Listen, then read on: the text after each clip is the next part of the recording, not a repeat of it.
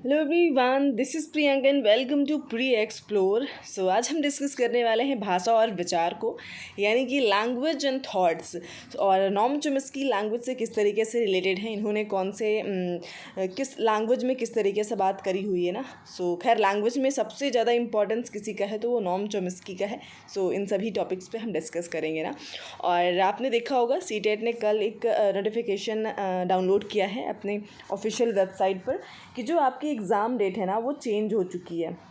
जैसे कि पहले इन्होंने बताया था कि 1 दिसंबर को आपका एग्ज़ाम होगा, बट अभी जो है एग्ज़ाम आपका 15 दिसंबर को कराया जाएगा। तो आपके पास ये अच्छा ही मौका है, पॉजिटिव ही है आपके लिए, है ना। बिकॉज़ 2 महीने का टाइम मिल रहा था और वो भी एग्जैक्टली 2 महीने आपके पास कहाँ ही रह जाते, बिकॉज़ बीच में फेस्टिवल्स एंड दुनिया भर की चीज़ें होती हैं।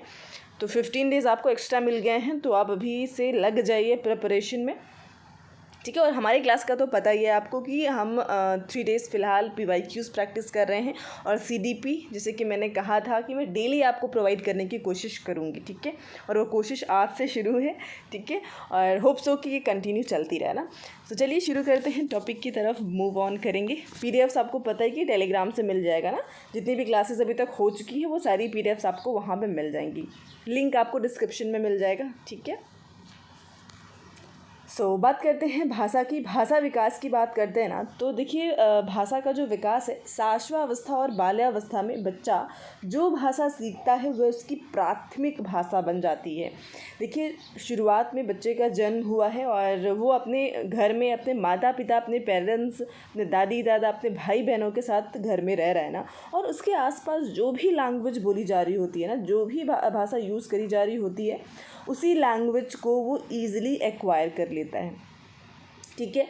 और ये जो टाइम पीरियड शैशवावस्था का चल रहा होता है, 0 से एक तरीके से 2 साल का मान के चल सकते हैं, ठीक है। इन्फेंसीहुड में तो शुरुआत में बच्चा जिस लैंग्वेज के आसपास उसकी जो भी लैंग्वेज चल रही होती है उसी को वो एक्वायर कर लेता है और वही उसकी प्राथमिक यानी कि प्राइमरी लैंग्वेज बन जाती है। ओके, सो मूव ऑन करते हैं नेक्स्ट पॉइंट पे।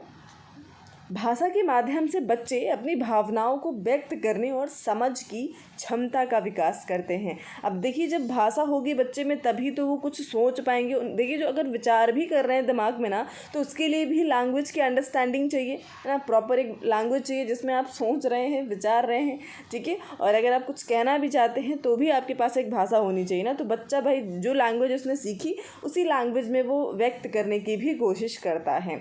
अब आपके पास भाषा ही नहीं होगी ना, आपके आसपास सब मूकवादी रहेंगे, कोई बोलता ही नहीं है, तो बच्चा एक्सप्रेस करना कैसे सीखेगा।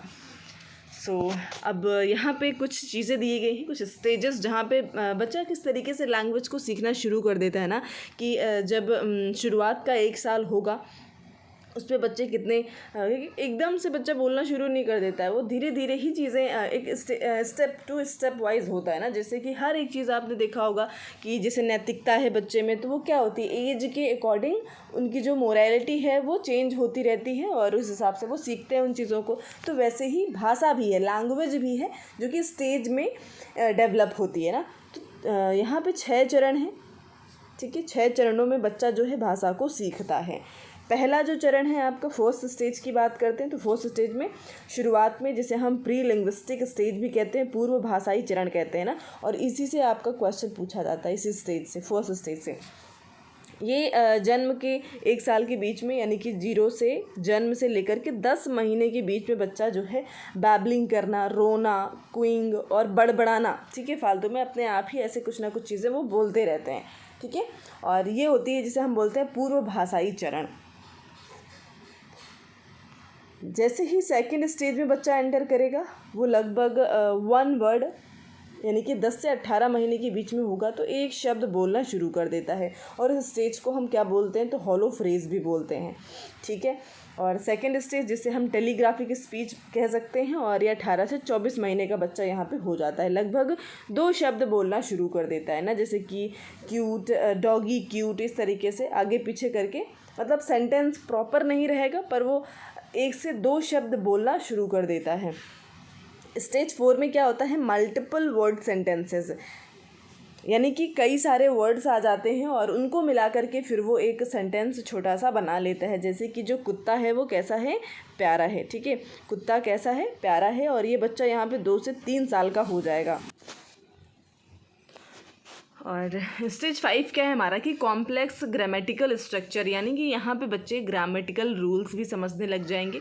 रूल्स मतलब कहने का ये हो जाएगा ना, जहाँ पे 3 से 5 साल के बच्चे होंगे वो प्रॉपर मतलब एक अच्छा सेंटेंस बोल सकते हैं ना, एक लंबा सेंटेंस भी हो सकता है। तो ग्रामेटिकल ऐसा नहीं है कि वो कॉपी बुक उन्होंने उठा ली है और ग्रामर्स के रूल पढ़ने लग गए हैं, ऐसा नहीं है, ठीक है। यानी कि जब वो बोलेंगे तो आपको प्रॉपर एक सेंटेंस समझ में आएगा कि बहुत अच्छे तरीके से वो ना जैसे बोलना चाहिए उस तरीके से वो बोल रहे हैं। और फिर जब बच्चा 5 से 6 साल का हो जाएगा तो एक अडल्ट की कैटेगरी में आ जाता है, यानी कि अडल्ट लाइक लैंग्वेज स्ट्रक्चर उसका हो जाएगा ना, जैसे कि बड़े जैसा बोल रहे होंगे एग्जैक्टली अभी वो प्रॉपर वे में बोलना शुरू कर देगा, ठीक है। तो ये 6 स्टेजेस थी जिनमें से आपकी शुरुआत की 2 से 3 स्टेजेस इंपॉर्टेंट होती है ना, कि इस महीने से इस महीने तक में बच्चे कितनी वर्ड्स बोलना शुरू कर देते हैं, जैसे कि पहली, दूसरी और तीसरी, ये 3 इंपॉर्टेंट है और यहीं से आपके क्वेश्चन बन जाएंगे सीटेट में अगर बनने होंगे तो इतना इसको रटने नहीं बैठ जाना है आपको, बस ऊपर ऊपर एक समझ बना लेनी है। भाषा और विचार की बात करेंगे, लैंग्वेज और थॉट क्या होती है। तो भाई अपनी बात किसी से आप कहना चाहते हो ना, दूसरों की बात को समझना चाहते हो तो आपके पास एक भाषा होनी चाहिए ना, एक लैंग्वेज होनी ज़रूरी है, तभी आप दूसरों की बात को समझ भी पाएंगे और ख़ुद की बात को उनको समझा भी पाएंगे, ठीक है। तो लैंग्वेज का होना ज़रूरी है। अब देखिए भाषा कौशल जो है इसके लैंग्वेज की जो स्किल्स हैं वो भी 4 होती हैं, जैसे कि सुनना, बोलना, पढ़ना और लिखना, ठीक है। क्या क्या होती हैं? LSRW, ये शॉर्ट फॉर्म में आप याद कर सकते हैं। LSRW यानी कि listening, speaking, reading and writing, ठीक है। ये जो है 4 स्किल्स हैं लैंग्वेज की, और 1 to 1 इन्हें हम समझ लेते हैं। अब स्किल्स आप समझ गए और बच्चा इन्हें प्रॉपर एक सीक्वेंस में ही सुनता है, सीखता है, ठीक है। अब जैसे शुरुआत में बच्चा क्या है, बोलना आता नहीं है, वो सिर्फ सुन रहा है, सुन करके एक्वायर करता है, फिर धीरे धीरे जो भी उसने सुना है, जो सीखा है, वो बोलने की कोशिश करेगा, फिर वो पढ़ने की कोशिश करेगा और फिर राइटिंग। तो इसी वे में, इसी सीक्वेंस में भी आपसे पूछ लिया जाता है ना कि भाई जो लैंग्वेज स्किल्स हैं उनको एक सीक्वेंस में आप लगाइए, तो ये सीक्वेंस होता है। अब कुछ रिसेप्टिव स्किल्स होती हैं। रिसेप्टिव यानी कि जहाँ पे बच्चा ग्रहणशील होता है और चीज़ों को ग्रहण करता है ना, तो कौन कौन सी चीज़ें होती हैं, तो सुन करके और पढ़ करके, ठीक है। कैसे ग्रहणशील, कौन सी 2 कौशल्स होते हैं, तो यहाँ पे हो जाएगा लिसनिंग एंड रीडिंग। ये दोनों जो होती हैं कैसी होती हैं, आपकी रिसेप्टिव स्किल्स में आ जाती हैं। और प्रोडक्टिव स्किल्स में कौन कौन सी आएंगी, तो बोलना और लिखना, ठीक है। स्पीकिंग और आपका राइटिंग जो होता है ना, इसको हम प्रोडक्टिव स्किल्स कहते हैं, क्योंकि आप कुछ कहना चाहते हैं, कुछ प्रोडक्टिव करना चाहते हैं तो आपको बोलना पड़ेगा ना। अगर राइटिंग में आप बेहतर हैं तो आपको लिख करके ही अपनी थॉट्स एक्सप्रेस करनी होगी, तो इस तरीके से इन्हें प्रोडक्टिव स्किल्स बोलते हैं। और यहाँ से क्वेश्चन भी बनते हैं, इवन सिर्फ CDP में ही नहीं, ये आपके लैंग्वेज सेक्शन के लिए भी इम्पॉर्टेंट है, ठीक है। मैंने कहा था कि अगर आप लैंग्वेज की पेडागोजी बेहतर करना चाहते हैं तो आपकी CDP अच्छी होनी चाहिए ना, CDP पकड़ अच्छी है तो आप किसी भी सेक्शन की पेडागोजी भी ईजिली कर पाएंगे अटेम्प्ट।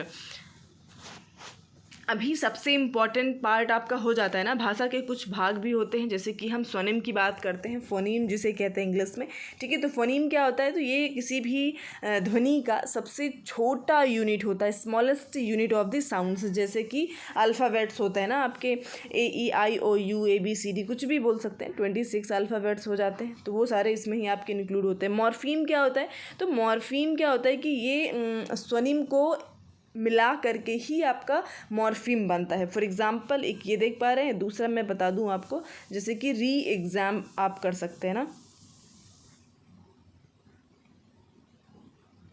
अब यहाँ पे 2 शब्द हैं आपके, ये और ये मिल करके क्या बना दिया इन्होंने, मॉर्फीम, इसे ही कहा जाता है। तो यहाँ पे हम स्वनिम की हेल्प से कहीं ना कहीं मॉर्फीम को क्रिएट करते हैं। और वाक्य विन्यास क्या होता है, सिंटैक्स क्या होता है, तो वाक्य को नियम के अनुसार लिखना, यानी कि ग्रामेटिकल रूल्स को ध्यान में रखते हुए अगर आप एक सेंटेंस बनाते हैं तो उसे हम सिंटैक्स कहते हैं, ठीक है। जैसे कि प्रेजेंट टेंस, पास्ट और फ्यूचर, अब उसका प्रॉपर अपना रूल होना चाहिए ना, कि प्रेजेंट टेंस में कौन से यहाँ पे हेल्पिंग वर्ब्स यूज़ होंगे, कौन सी वर्ब की फॉर्म यूज़ होने वाली है पास्ट में और फ्यूचर में, सब कुछ आपको पता होना चाहिए। और उस बेसिस पे आप कोई सेंटेंस बनाते हैं तो उसे हम सिंटैक्स कह सकते हैं। सकते हैं। और शब्दार्थगत यानी कि सिमेंटिक देखेंगे तो वाक्य अर्थपूर्ण होना चाहिए। हमारा जो भी वाक्य हो वह कैसा होना चाहिए, प्रॉपर मीनिंगफुल होना चाहिए। ठीक है, तो इस तरीके से आपका सिमेंटिक हो जाता है। अभी कुछ चीज़ें हैं जैसे कि वाइगोत्स्की हो गए, जीन पियाजे हो गए। ठीक है, और सबसे इम्पॉर्टेंट जिन्हें हम कहते हैं नॉम चॉम्स्की ना, तो इनकी थ्योरी हमें डिस्कस करनी है जो कि लैंग्वेज से रिलेटेड है, भाषा और विचार से रिलेटेड है। ठीक है, वाइगोत्स्की क्या मानना होता है कि भाई इनका मानना था कि भाषा और विचार एक साथ चलते हैं ना, जैसे कि ये आप देख पा रहे हैं एक साथ इस तरीके से चलते हैं। पर इम्पॉर्टेंट बात क्या हो जाती है, ये आपस में समांतर और स्वतंत्र होते हैं, यानी कि एक दूसरे पर डिपेंडेंट नहीं है। लैंग्वेज अपने तरीके से चल रही है और विचार अपने तरीके पे चल रही है।